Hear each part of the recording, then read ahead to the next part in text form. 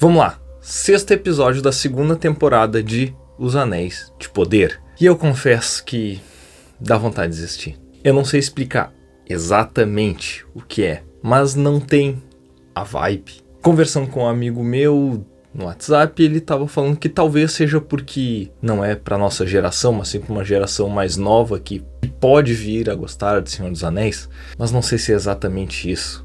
A conclusão, assistindo com a minha esposa, ela também acha que não tem essa vibe. Quando a gente vê os filmes de O Senhor dos Anéis, uma floresta élfica sagrada, tu sente que tá dentro daquele universo, que ali tem sabedoria, magia, e assistindo Os Anéis de Poder parece uma fantasia mais descartável. E é muito chato quando alguém faz um vídeo só reclamando, mas tá difícil. E olha que tem pontos fortes. Esse episódio ele começa com Arondir correndo sozinho, encontra alguns orcs que não concordam com o plano do Adar de seguir um fantasma, que é o Sauron, e são desertores. O Arondir mata um deles dando uma acrobacia, porque se ele desse um chute normal seria muito fácil. Então ele dá um duplo twist carpado para conseguir ganhar do inimigo e mata os outros dois e acha um mapinha, mostrando provavelmente o plano de cerco do Adar a Eregion. E aí a gente volta para aquela dinâmica Celebrimbor-Anatar, que é um dos pontos legais.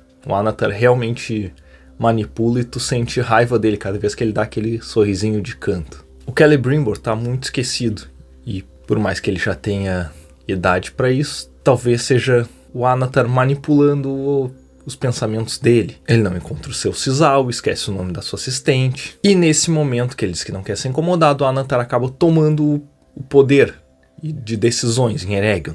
E ele fala isso num discurso para mais ou menos uns 20 elfos que estavam por ali, que é alguma coisa estranha, porque sempre que tem algum discurso, algo em Númenor, ou Eregion, ou nos Anãos, é sempre muito pouca gente.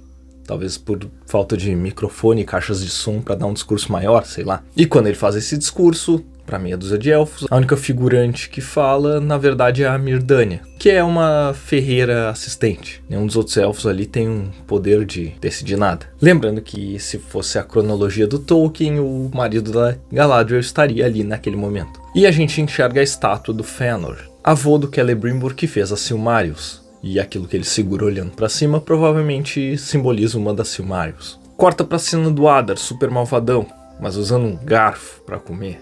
Afinal de contas, ele não é tão orc assim, ou Uruk, como ele prefere ser chamado. Ele tá tentando convencer a Galadriel a se juntar a ele, e pra isso ele mostra a coroa do Morgoth, que talvez não seja exatamente do Morgoth, porque se a queda dele fosse copiada dos livros, essa coroa não existiria mais, ela virou uma corrente. Mas vamos dizer que sim. Na verdade, o Adar acredita que essa coroa tem algum poder ainda do Morgoth, e ela pode destruir o Sauron, junto com o anel de poder da Galadriel. Então, naquela parte ali, ele explica que um anel com poder, mais uma coroa com poder, poderiam ser suficientes para derrotar o Sauron. Inclusive, eu estou produzindo um vídeo sobre a queda do Morgoth e ele é bem pesado. Aguardem os próximos capítulos. E aí vem o julgamento do Elendil, que, para falar alguns pontos fortes da série, o Elendil é muito bem representado. Ele realmente simboliza tudo que depois vai chegar até o Aragorn, como uma pessoa honrada, de caráter, com uma ancestralidade poderosa. Quase todas as falas dele nesse episódio remetem a isso. Esse cara interpreta muito bem. Assim como o Anatar é um ponto forte, manipulando os outros, então o ator tá fazendo isso bem. E o Durin quarto. E no julgamento do Elendil, o Belzagar diz que ele vai ter que ser julgado de acordo com as antigas tradições, que pelo livro, que inclusive é colorido, é jogar eles numa piscina para um verme gigante, minhoca, cobra, engolir ou não.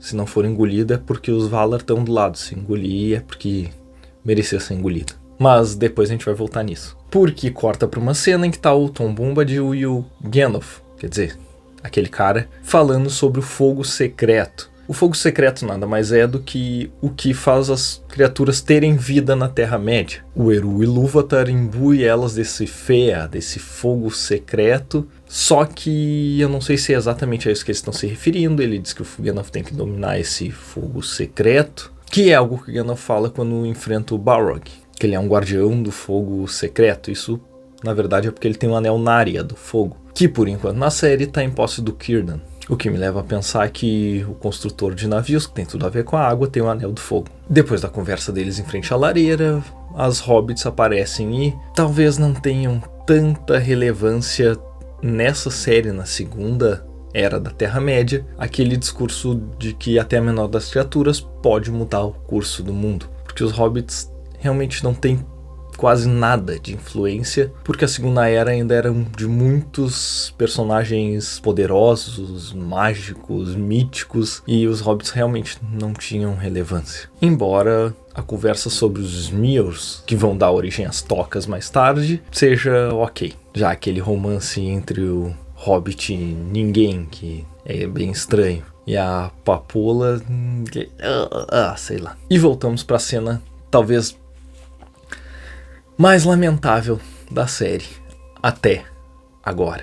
Essa série ela faz muitas referências aos filmes e aos livros em frases e imagens. E ela põe muitas frases de personagens icônicos na boca de outros, como se eles tivessem pego dali. E é numa dessas que o Tom Bombadil vai dizer pro Gandalf procurar o cajado dele no meio daquelas árvores secas todas, e fala que nem todos que vivem merecem viver, e aquele exatamente o mesmo discurso que o Gandalf fala ao Frodo quando o Frodo, na Caverna de Moria, fala que o Bilbo deveria ter matado o Gollum quando teve a chance. Só que faz muito mais sentido naquela cena do que nessa. Então, ao invés de pegar algo original, eles resolveram botar na boca do Tom Bombadil para mais tarde, quando o Gandalf falar aquilo em Moria, parecer que ele tirou de algum lugar isso. Mas, na minha opinião, não funcionou. Assim como é bem ridículo que ele suma a lá Mestre dos Magos. Ele vai lá, joga uma charada, quando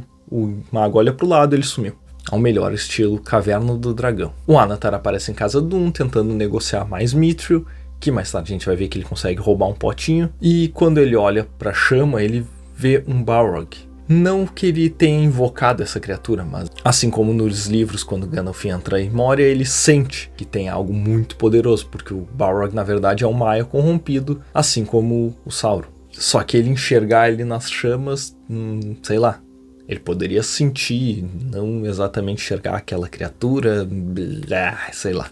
O fato é que, surpreendentemente, o Durin III nega. Depois ele explica pro seu filho que é puro capitalismo, porque depois eles vão precisar desse Mithril e ele vai cobrar mais ainda. E depois que o Anatar sai, ele falando com o Durin IV, joga ele longe. Ou seja, esse anel tá com mais poder ainda do que deveria. Porque uma das coisas que essa série tem feito é atribuir mais poderes aos objetos do que eles tinham nas versões originais. Então, os Palantir, que eram apenas para se comunicar, dão visões do futuro. Os anéis de poder, além de enlouquecer os anãos e fazer eles se tornarem mais gananciosos, também dá uma espécie de super força e comunicação com as rochas. Os anéis dos elfos também estão com poderes muito maiores do que eram para ter. Enfim, essas joias estão super faturadas. E aí mais uma coisinha estranha, que quando os anãos liderados pelo Narvi vão cavar mais fundo, como o rei pediu, a Disa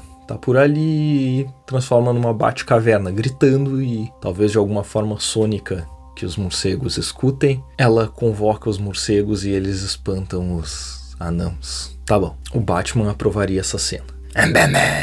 E nós voltamos ao monstro que engole a Miriel, e é interessante notar que o povo de Númenor toda hora troca de lado. Uma hora eles trocam, mata ele, prende o fulano, daqui a pouco, não, ele é o herói, não prende mais, solta ele, porque eles estão bem indecisos. E assim como os elfos, eles são sempre poucos nos discursos e reuniões. E aí eles vão torcendo pra quem ganha. Eles estão ali no estádio, mas se um time faz gol, eles começam a torcer pra aquele time. Aí se o outro time faz gol, eles começam... Enfim, o fato é que a Miriel entra na água, vem um monstro gigante da água e cospe ela de volta. Então quer dizer que os Valar estão do lado dela. E voltamos para Galadriel com o Adar. Ele fala que ela já disse tudo e mais um pouco do que ele queria saber, porque sim, ela é muito sábia, uma feiticeira espetacular, mas na série ela é enganada por um Uruk, ou um elfo quase orc, que mexe com a cabeça dela e faz ela entregar tudo e dizer que, na verdade, vai pedir pro Elrond vir ali porque o anel tá com ele. Que era tudo que o Adar queria saber, na verdade. Ele mostra pra ela o poder que ele tem ali das legiões de orcs, tal qual o Saruman, quando no filme mostra pro Grima os Uruk-hai e os orcs se juntando para mostrar o poder de Isengard. E enxergando aquilo, ela começa a dizer que é exatamente esse o plano do Sauron. E aí ela tem razão, porque ele não tem um exército, então ele queria que alguém levasse um exército até lá para ele. E é isso que o Adar tá fazendo e mordendo a isca e vai dar certo. Voltando para dentro de Eregion, uma das cenas que eu fiquei mais... Não faz isso. Que é o Anatar manipulando a mente do Celebrimbor ao ponto dele enxergar uma ilusão. Tem uma guerra quase rolando lá fora, tá todo mundo correndo desesperado, mas quando ele sai na porta, ele enxerga como se fosse morador do Alphaville, com as criancinhas correndo, brincando, todo mundo feliz. E aí o Anatar dá todo um discurso mostrando o martelo do vô dele para ele superar o vô dele. E as Silmarils vão ser esquecidas se ele terminar os 9 anéis. Essa parte dele querer superar o avô e tentar alcançar o feito dele é interessante. Agora, a parte da ilusão...